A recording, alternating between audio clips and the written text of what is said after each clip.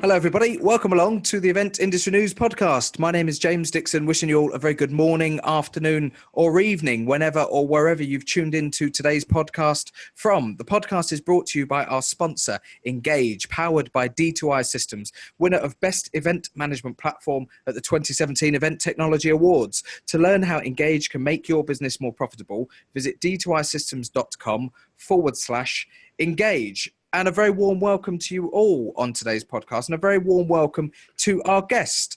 We welcome the co-founder and festival director for the Black Deer Festival, Gill Tee, to the podcast. Gill, thanks very much for joining us today. Pleasure. Black Deer is a festival that certainly I'd come across. I've not been to, but I was aware of and knew of it. But for those of you listeners and followers who haven't come across Black Deer Festival, tell us a little bit about the concept behind it. Okay, so I've been producing events and festivals in my own business for the past 20 years. Was originally at Capital Radio as head of entertainment. Fell in love with Party in the Park was a baby of mine. I started that for the Capital Radio Group in Hyde Park. I employed a production company to produce it, but I fell in love with building a world. So I decided to set up my own entity with my business partner, Deb Schilling, and went about learning my trade. Fortunately, they gave me Party in the Park to project manage in my new business for 2 years. And that set us on a path of being in love with outdoor events. Sure. 20 years on, I am now co-founder and festival director for our own festival, Black Deer.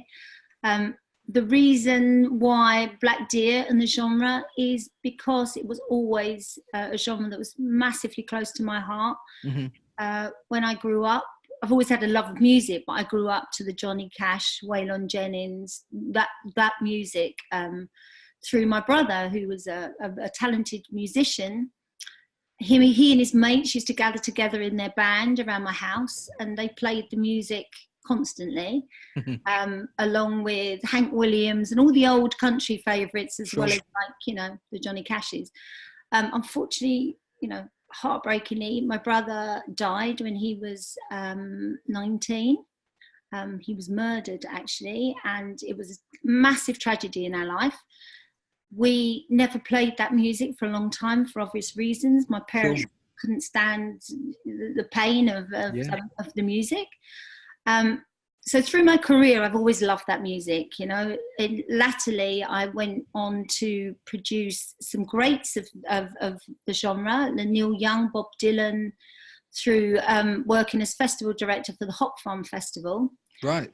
And then being able to listen to that music again just reignited my love and passion of the music.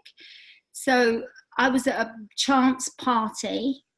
The Hop Farm, I don't know if people are familiar with the Hop Farm Festival, but it was, Prince. It was Prince's one and only festival appearance. There was amazing artists that appeared at the Hop Farm, and I kind of really learnt my festival trade there. Yeah.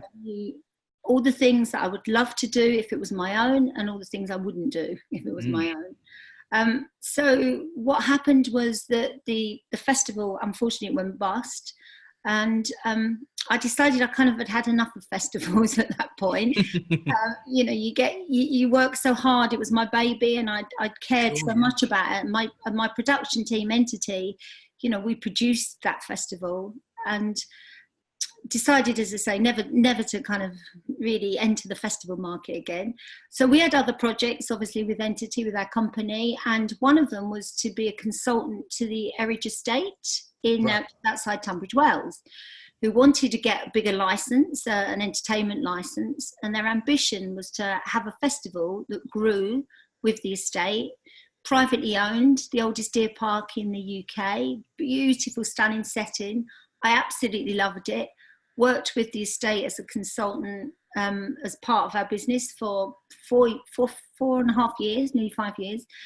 And my role, because of, I've been in the industry quite a long time, was to bring promoters to the estate to put a festival on.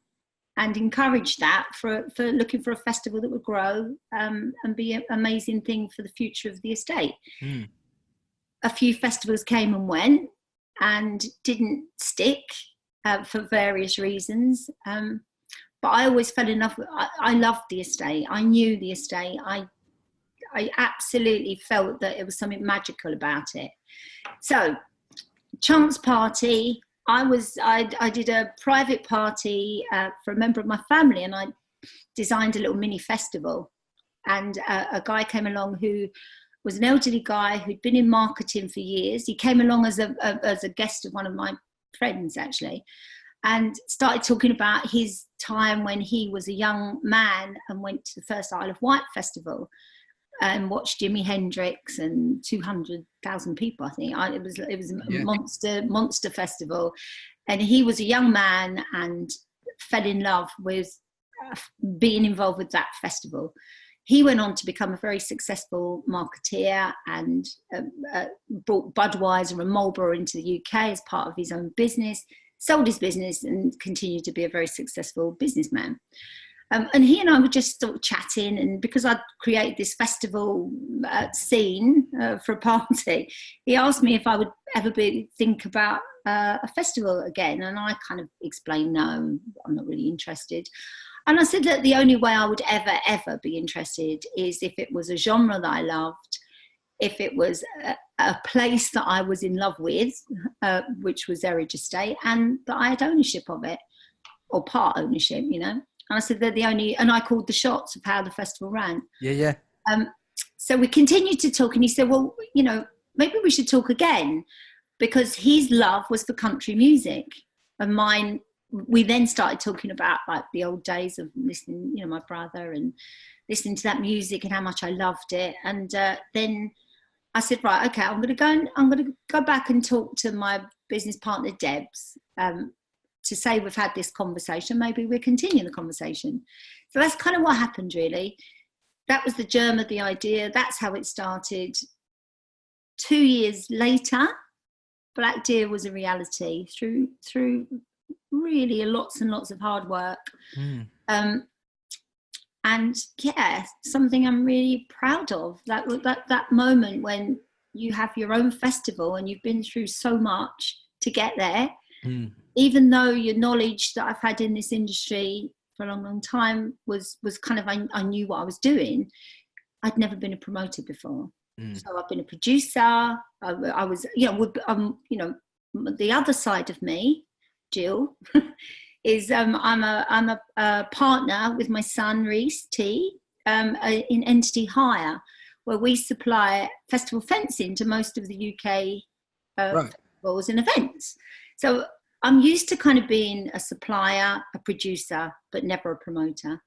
So again, these 2 years have brought about big challenges of learning how to put a new festival on the market, how to attract attention and make it a bit different. And that's what I believe we achieved with Black Deer, really.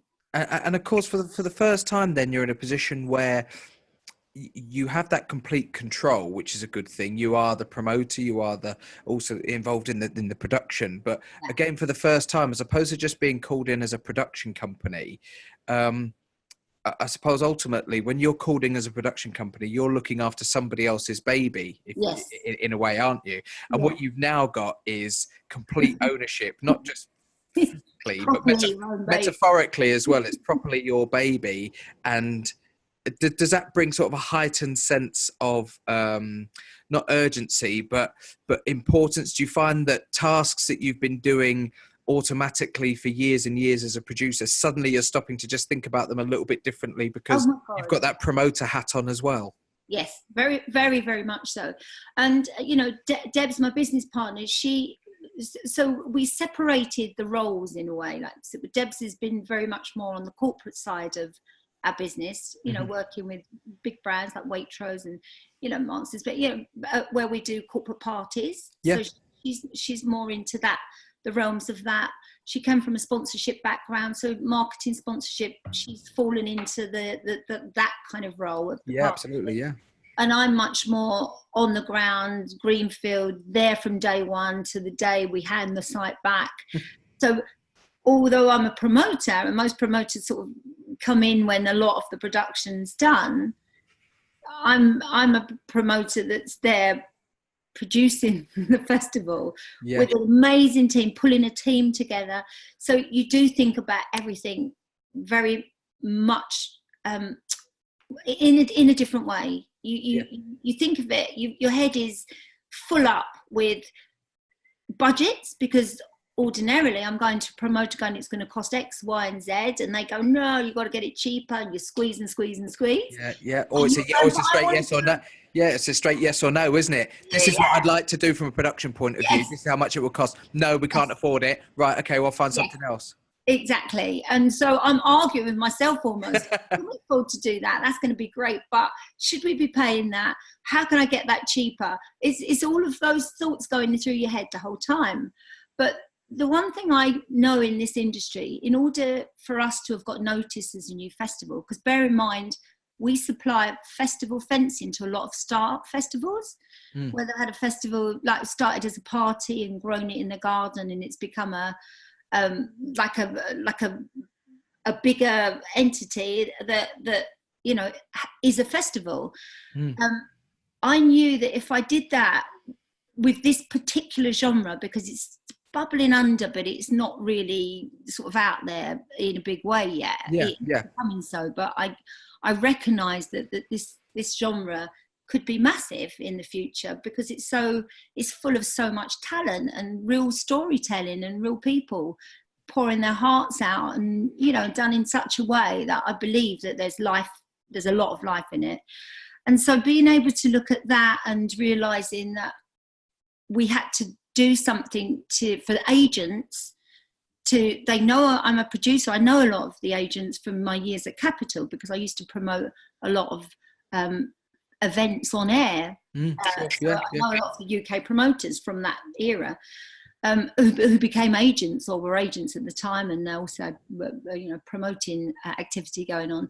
So it was knowing that I needed to persuade them that I was really serious about this, that I've got a background of knowing how to produce an event and a festival, but also coming in at a level with financial backup that was going to go in at the 10,000 capacity mark.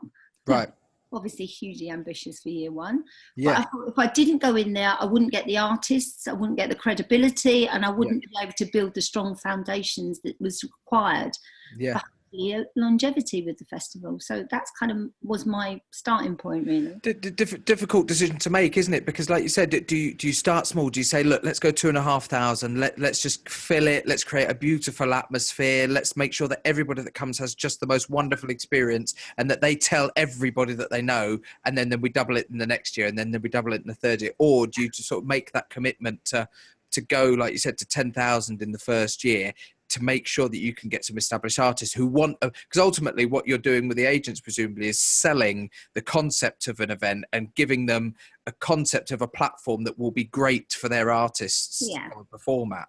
Yeah, and as we know, agents want their artists to perform in something that's professionally run. You know, especially we went at a level like Passenger was a great artist for us to have as our first headliner. Iron and Wine, Jason Isbell, who's totally blew everything out of the water, because he was in our genre. He's massive, you know, won lots of Grammys, and for us to, you know, for us to be able to secure him on his first year festival, his only UK appearance was great. And credit to Bev Burton, who's our booker, who works closely with Debs and I. We're a real tight team, and you know, we knew that we had to go in at that level. Then I had to find the finances to back it. I had a starting point. I knew what I wanted to do. I knew I wanted to produce it at a level that was where people, it was a real festival being looked after properly. You know, being able to build a site that was safe and felt right. It's the only way I could do it as a professional. And it was a risk, because I was all along the way. We gathered more momentum, and people believed in our vision, which was really, really fortunate, because we got there. We got it over the line. We sold, I think it's about 5,300 tickets or in that region, we didn't reach our 10,000, but we started to build a brand, which is what Black Deer is about, really, and what our investors believe in. Sure. And I guess that when you're launching something new like that, and it could be anything, it doesn't just have to be a festival, but you commit to it, you sort of almost dip your toe in the water, you put some information out there, you announce that it's going to happen, then you wait to see if people start buying tickets, and then presumably you pass a point of no return, where up until that point you perhaps have the capacity to say, no, let's pull the plug on this, not going to work. But you must reach a point where you think, oh crikey, we've sold 2,000 tickets, we can't let 2,000 people down now. We have gone past the point of no return. At what point was that for you? And was it a period of time, or was it a certain point in the ticket sales where you actually reached that stage and you thought to yourself one evening, that's it, it's going to happen now, and it has to happen because we've gone too far? Well, we made a decision that we would never spend the punters' money. Right. It was very, very important that at any point we would be able to pay back anyone who bought a ticket. So that money was ring fenced, and it was it was very much a part of the agreement I had with our investors. Obviously, we've sold shares that we had originally in order to gain investment over the period of time, and it was a point when we knew that our investors, and it was quite late in the day, to be fair, very late in the day before we started spending the ticket money, and it was only because we had the assurance of being able to pay every single bill with our investors that we finally, there was a sigh of relief, and we knew that we were going to kind of do it. But it's not for the faint-hearted to do your own festival. I promise you, it's really not, but it's okay. We got to year one, and the great thing is the content of Black Deer was very, very special, and it had to be different. Black Deer is from the heart of which this music is all about that. And I think marrying the two together, as an example, I was telling you about my brother Chris, we've named one of the bars was called Haley's Bar. And my brother Chris Haley, the bar has got a picture, an iconic picture of my brother and his mates. It's an old black and white picture, blown up in the bar. It was all about Chris, his guitar. My other brother, when I showed him the picture and told him what I was doing, he had a guitar. He had the guitar that was in Chris's picture. He went, Jill, I've still got that guitar. So in Haley's Bar was Chris's guitar, his picture. And, one of the most moments for me, heart-melting moments for me, was having my brother Steve with his arm around me, looking at my brother Chris in Haley's Bar, one of those venues that you say, like the cozy, proper bar. Someone walked in and, my God, this is like a Texan bar. This is amazing. With bands playing and people dancing. That kind of said it all for me. Sure, yeah. It's a real personal journey, that. And, talking about the other smaller bars that we had, the smaller venues, Super Jam Stage, which is stage 3, is all about the kids we've been working with for the past 4 years who have fallen through the education system. Right. And so we wanted to be able to do something for these kids because we've been mentors to them for quite some time, and talking about being in the industry, and some of the kids have come and helped and on events. These kids have had real hard times, like properly. It makes your toes curl, some of the experiences they've had. But through this school, the Super Jam school, and 2 guys called David and Nick, who set up the school 4 years ago, this school is now 80 pupils, all partly government funded now. It's a recognised qualification that they walk away with in 3 years. So these kids I wanted to bring into the festival. So, I went to the school one day and told them, Debs and I, that we want to give stage 3 to them. It's their stage. So all the things they're learning in their, in their day-to-day stuff, we can put into something tangible. Yeah. That's what we did. So stage 3 became the Super Jam stage. They picked the artist, they shadowed the technical production team, had their own mixing desk, artist liaison for their stage, all of the elements that bring about producing a stage, and they were involved with. So stage 3 Super Jam stage, and those kids lived up to more than my expectation. They absolutely, it was part of their curriculum. Black Deer became part of their curriculum. Yeah. Black Deer now is a real fixed curriculum going forward, because obviously next year there's a new intake of students year 1. Of course, yeah. Year 2, year 3 are kind of old hands there. So when I went to the school to tell the new intake, and all year 2 and 3 were there, they own Black Deer. They play all the stuff on vinyl. Our posters are everywhere. They've got their T-shirts on. And these kids, some of them are quite hard nuts, you know what I mean? They've been in gangs. They're not, mampy-pampy kids. They're, proper street kids, some of them. And Black Deer is like, they absolutely love it. So you can see from what I'm telling you, Black Deer isn't just about putting artists on the stage and trying to get an audience in. It's more.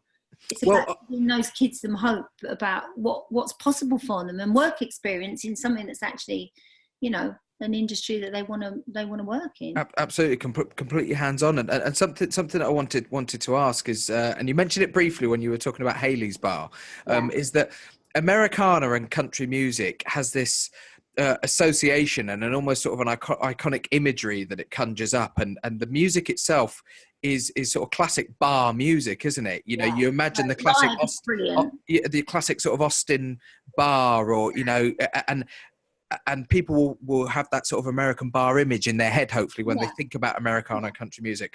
And yet there's almost that sort of paradox, isn't there, of trying to do a festival for that type of music, in trying to get a big audience and put big stages up and everything, and all the trappings that have to go with putting on a festival and an outdoor stage, but presumably trying to recreate that atmosphere throughout the site of being in a bar with a couple of hundred people watching a band on the stage 3 feet away from you. Is that something, when you actually did the design of the layout of the site and where you were going to put the stages and how you were going to build the stages and what type you were going to use, did you always have that sort of feeling in your head that you wanted to try and recreate that bar atmosphere even on a larger scale? 100%. But that site, I'd put a festival in my head, how I would want to run it on that site for the past however many years.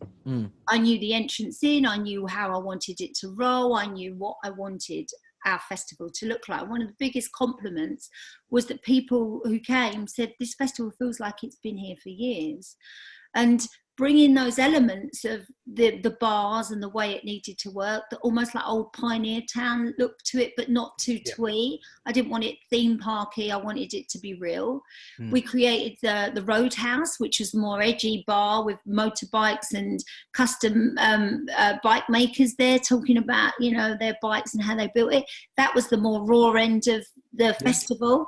Haley's Bar was more like the fun party end. Singer-songwriters workshops was on Super Jam, as well as artists playing. The Ridge was a really great, stage 2 venue with, 500 people just having a great time. And obviously the main stage, we had such a great mix of artists. And one of the biggest compliments was a lot of the American artists who came to play. And Kiefer Sutherland was one of them, because he came to play with his country band. So Jason Isbell and that, they were saying there is something special about this festival. It feels like one of the, a compliment, but a really great festival in the States that you would go to, Sure, yeah. So we'd managed to capture, between Debs and I, the eye to detail, because it's our festival and we're there on site. And even though we're promoters and producing, the detail that we put into each and every bar and each and every element was more than probably most people would do. We're talking about vintage bunting that we'd searched for, and Debs had scoured sort of different vintage shops and places for. We had beautiful old flags. We had artisan rather than just ordinary merchandise stalls, general sort of stuff that you get at most festivals. We had the Mercantile, which was artisans who'd come together, who created beautiful things. You know, that was the high end of buying. And then, you know, then we also created other areas. The Emporium was the dress up, but you could buy cheaper vintage clothes in there. So every single part of that festival, we cared enormously about the detail of it. And the beauty of that was the feedback we got was people noticed. They noticed we'd cared. Sure. Yeah. They loved it. We cared. We had a whole team of guys, friends, you know, we called them our decor team, but they come, they were the elves. They were like elves. They'd create chairs for me out of scaffold. They'd go and scour places. We got corrugated sheeting. We made walls. We made everything that we could. And the boys, you know, I can't tell you enough amazing things about the team that I had from every single quarter. People that come to work on Black Deer had so much heart in it because we respected them. Each and every one of our suppliers, we embraced, hugged. A lot of hugs goes on. Like a good hug. Yeah, and we become, it's a bit of a cliche, but we become this big family and they all want to come back and work on it next year. You know? Tell me, you obviously want to grow it. You know, nobody would launch and put this much heart and soul into an event and just say, right, that's it, we've done it once, we'll never do it again. So you want this to grow, presumably you want it to get bigger. Have you already considered the fact that if and when it does grow and become significantly bigger, the actual task of you maintaining such a hands-on approach with every single aspect, you are going to end up having to put your trust in other people? Is it, can you maintain this level of involvement at that level of detail as it grows? No. Year one was all about that, but we will still have an eye to detail. Debs and I will still be looking at all the extra special bits that go into it. We will still be directing the decor team of how the vision is, because I've already got the new vision. The vision is already there. I promise you, we've got cowboys, we've got so many things that are enhancing what we had last year. People hung out at Haley's bar, but the front part wasn't big enough. I want to make I'm moving it so I get more space around the front area. Each part of our festival, we're not changing it, we're enhancing everything we offered. You know, our young folk area was so well received. Families, people came, 8 months to 80 years old, people were at our festival. And, one of the most amazing things is, we put our super early bird tickets on sale on the Monday, because our ticket agency said, look, it's what festivals do. Put your super early bird. You'll get a few people that will go, oh, I've had a great time, I'll buy a ticket. Year one festival. If you got 200 tickets sold, that would be amazing. If you got 300, it'd be phenomenal for a year one festival. 3 weeks later, we stopped selling because they were still selling. We stopped at 935, I think it was. 935 people who came to our festival believed in the heart that was in it, and they brought tickets. As soon as they got back, pretty much. As soon as they got back, it was like, I promise you, it wasn't like we was going, oh my God, we can't believe it. Yeah, and you look at your numbers. That's a fifth of people who've come. One in five people who are at your event have said within a couple of weeks, yeah, I'll go back there next year, and here's my money.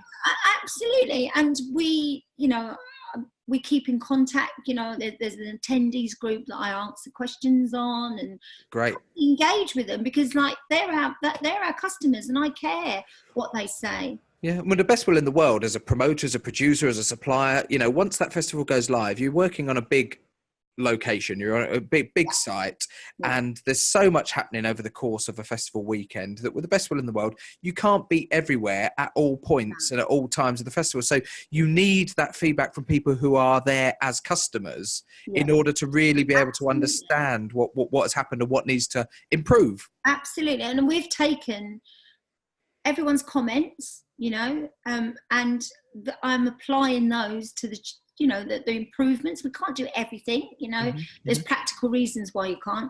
but as much as possible, year 2 will be about listening to our ticket buyers and the people that actually gave a damn about it and taking it into their heart, you know. Sure, yeah. Like, that means something. Those people mean something to us. One thing I'd love to get your thoughts on. It goes right back to the heart of the festival, which is the genre of the music, the Americana and the country music. I can remember when I was younger, my dad being quite, big fan of country music. So I remember it, floating about, on the radio or on the hi-fi at home. Yeah. And I've always sensed that in the UK, there has been that sort of niche sort of undercurrent of people who really love that music, but they've never really had the opportunities to go and really embrace it as they would.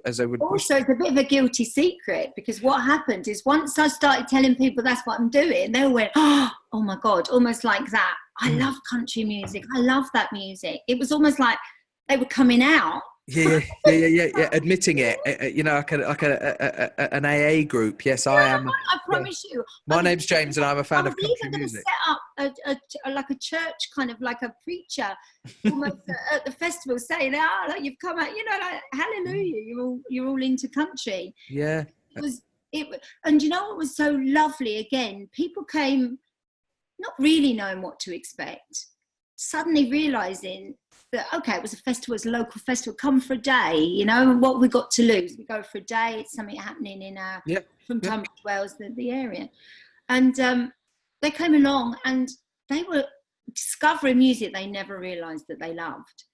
And that's what we got. A lot of those day ticket holders are coming for the weekend. They're the ones that bought the tickets because they saw it and loved it. And, we're going to bring our kids, we're going to camp, we're going to make the most of it, because you're in a bubble there. It's like this most amazing bubble that you become part of that community, and that's what we want to, build. And it's all real. It's not pretendy. We love it, Debs and I. We're proud, but we couldn't have done it without the most amazing team who put so much love in it with us. Incredible people. Yeah, I sense as well that from an artist point of view, there seems to be a lot more, and forgive the term for real diehard fans, accessible country or accessible Americana. Instead of it being played on its own sort of dedicated radio stations, or people having to go and really do their own research to track down artists, if you turn on just day-to-day, popular music stations, there seems to be an easier access into that type of music with some of the artists who are also crossing over into the pop music charts and things. And I think, did that have an impact from an audience point of view in able to sort of, be able to tap into a market that now, like you said, is a little bit more accessible when it came to that genre of music? I think people don't know that they know Americana and country, because they listen, as you say, on the popular stations now. You hear tracks that we would have playing, of artists we'd have playing at our festivals, Wandering Hearts, who we had, they're a real crossover band now. They're becoming very, very popular, and you could listen to them on any mainstream radio station and you'd go, oh my God, I love that. And that would be like under the Americana country kind of, but people wouldn't think that, so you're absolutely right. It's becoming more mainstream and people are going to recognize it. But I think it's not just about the music for us, because our, Americana and country artists are appearing in other people's festivals. Ours is about creating the food, the feel, the community, all based around that storytelling and that music.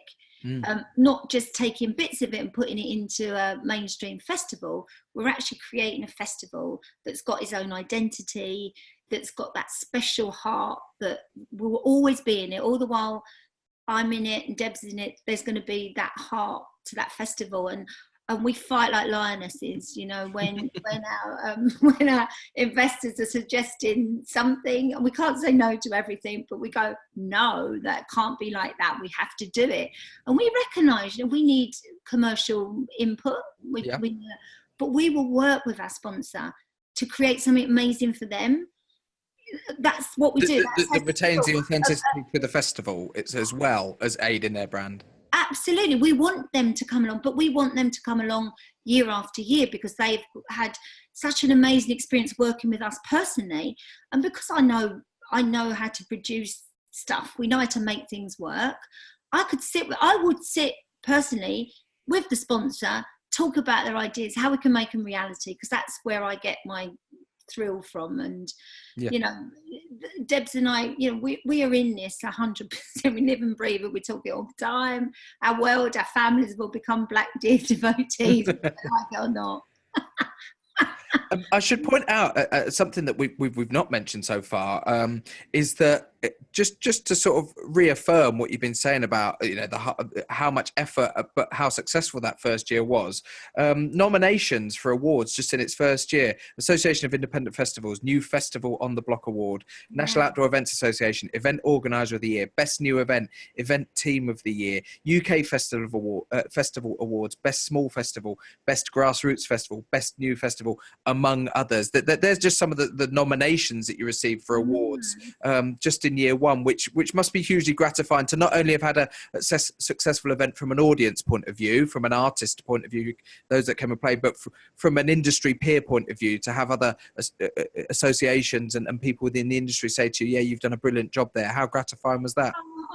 That's kind of, I promise you, it's so humbling, properly humbling to have. Yeah, I'm honestly astounded. You know, if I could give an award to all my team, it would be, I'd give them every day of the week because they are amazing. But for other people outside of our team to recognise what we're all about and what the festival is all about, and to get it, and you know, it's kind of like we're extremely grateful. You know, 10 nominations. Whether we get any or not is another thing. We won't talk about it if we don't get any. Just mention that the nominations is still good. The nominations is still good. We're unfortunately running out of time on today's podcast, but to just recap, we've been having a chat with Gill Tee, who's the co-founder and festival director for Black Deer Festival, about why, how it was launched, about the audience that came, about the philosophy behind it. It's been a great opportunity to really sort of to tap into the mind of, as Gill says, a promoter, a producer, a supplier, and being able to sort of juggle all those different things. If people want to find out about the festival, blackdeerfestival.com is the place to go. You can find out all about the festival, everything that we've spoken about today in even more detail. See some of the pictures that Jill's spoken about, find out about some of the stages, about some of the artists that played there this year, perhaps who's going to play there next year. I don't know if you've announced that yet or when that's due to be announced. Okay. So work in progress. So that will come soon, and head over there. It looks like a fantastic event, and anybody who wants to find out a little bit more, blackdeerfestival.com is the place to go. And that brings us nicely to the end of today's episode. Our thanks very much to our guest Gill. Thanks for coming on today and speaking I suppose candidly and honestly about, you know, the efforts that have gone into creating the festival. Pleasure. Thank you for being interested.